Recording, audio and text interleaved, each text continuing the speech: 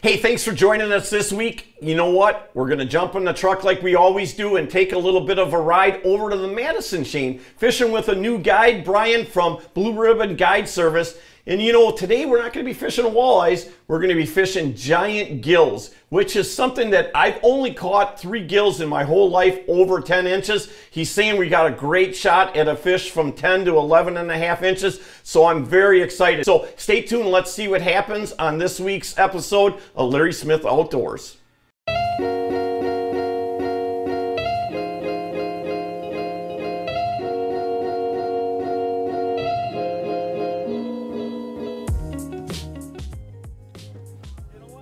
Yeah, let's net that one. That's a beaut. You gotta hold that thing up too. Oh, that's a good one. That is a good fish. Wow! I think it's just gonna get better as the day goes on, dude. Brian, I'll tell you, you know what? This is our first trip down here fishing on this part of the chain, and boy, I'll tell you, you got this dialed in pretty good. I thought I had him. You let him go? How do you drop him? No. Oh, God. No, we're good. Oh, we will let him go. Make sure you get a still of that fish too. That is absolutely a beautiful crappie. Thought I had him the first time. Yeah, thank you. Yeah, that's a Truman dough to get a crappie. Yeah, that's a nice. beautiful crappie right there. What do you got there? Crappie. That's a little crappie? Oh, that's Most guys, Brian, would say that that's a keeper. Why don't you show Connor that? Be a good eater. What was the bet? First 10 incher we need to win a bet. Yeah, 10 incher. Yeah, Connor. Right?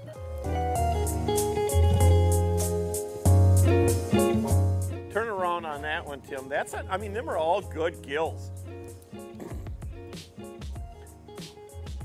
I mean, that's hand size. Yeah.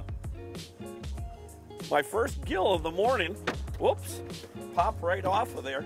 You know, I'm out just a little bit farther, and I think, Brian, what you were talking about is that sun warming up that inside right there really has been the key for you guys catching more fish, because that's actually the first bite that I've had. Yeah, I'm out a little deeper. If I can get this guy out of there.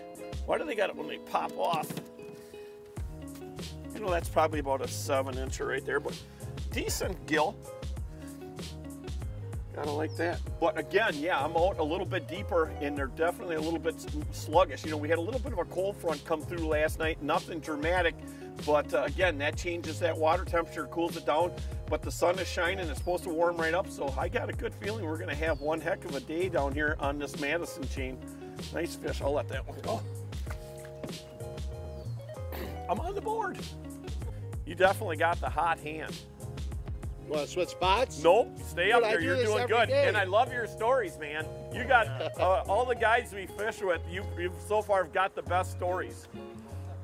Someone my brother said I should do a comedian skit. I'm like, I don't know, man. Someone's Oh, there you go. Kim, now your turn. Hey, maybe it's going to come down the line. It'll be my turn then. There you go. Now that's a nice gill. Come on now. Right? You got to love that.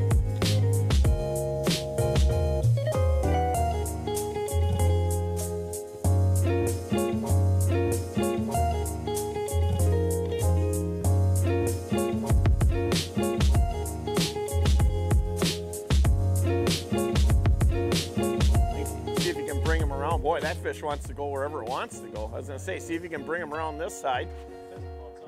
Yeah, I wonder why. I think it's, yeah, well, that's definitely a nice gill. Ooh. Oh, you gotta hold that thing up there. That's definitely 9 inches. That's a nice gill. You know, a lot of people talk, Brian, about catching 10-inch gills, and I can tell you, in my life, I've only caught 3 that were actually measured 10 inches. Look at the shoulder. Look how tall they are. They don't Yeah, they got real long. shoulders on them. They just get tall. Wait till we get one that's like 10, 11. Yep. They'll be the size of a paper plate. Look at that fish. That's a nice crappie. You know, we had a little. He was out in the middle of nowhere. He was, huh? You just pulled that away from that.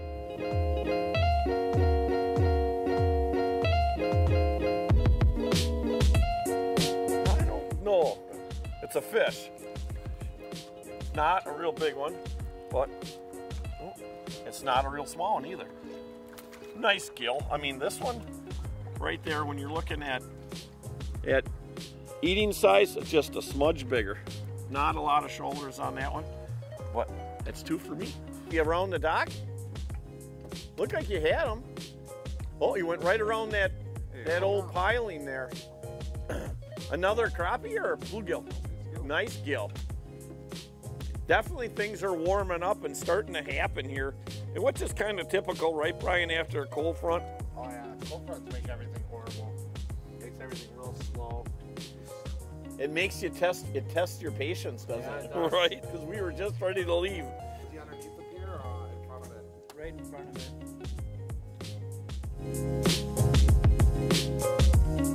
This is a good fish. Definitely feels like the better one of the day for me. Boy, look at that rod. I love these St. Croix rods you got. Yeah, Oh, there he is. There he is. There's a catch. Yes, I did it. I'm going to measure it to see if it goes 10 inches. But look at the size of that bluegill. You know, Brian, I'll tell you, this is the first time we've fished with you.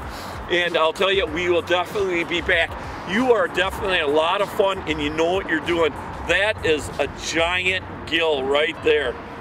Wow, look at that. You know, you told me to throw right in that spot. I landed it right in there. Let me get this thing. Right, Then we can see how big he is here. I'm very curious. God, he's got shoulders. He's got shoulders. That's a big gill. Oh. Like I said, I can't hold fish, obviously. Right. Just like 9 3/4. 9 3/4. It's getting close. That is a giant. Hold that one up before we let it go.